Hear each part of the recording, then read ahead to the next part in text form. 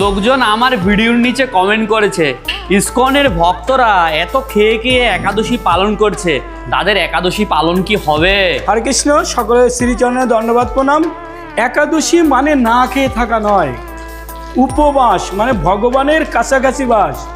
একাদশীর নিয়ম হচ্ছে নিজেকে ভগবানের কাছে উৎসর্গ করে তার কাছাকাছি থাকা। এই দিন বেশি বেশি জপ করা, বেশি বেশি ভগবানের নাম করা, আর যে 5 প্রকার জিনিস খাওয়া নিষেধ, সেই 5 প্রকার জিনিস বাদ দিয়ে আপনি বাকি সব কিছু খেতে পারবেন। কারণ আগে শরীর পরে ধর্ম, শরীর না থাকলে আপনি ধর্ম পালন কীভাবে করবেন? তাই একাদশী উপবাস মানে না খেয়ে থাকা নয়, বেশি করে জপ করুন, বেশি করে ভগবানের সেবা করুন, ভগবানের কাছাকাছি থাকুন, কোনো প্রকার প্রজল্পে যাবেন না, কোনো প্রকার কারোর সঙ্গে খারাপ ব্যবহার করবেন না, বেশি করে ভগবানের আরাধনা করুন, একাদশী মায়ের তাতেই সন্তুষ্ট হবেন। একদম, একাদশী মানে যে না খেয়ে থাকা বা না খেয়ে মরে যেতে হবে এমন কোনো ব্যাপার নেই, নয়। অনুকল্প প্রসাদ খেয়ে আপনারা একেবারে অপরাধ মুক্তভাবে একাদশী ব্রত পালন করতে পারেন। একদম একদম।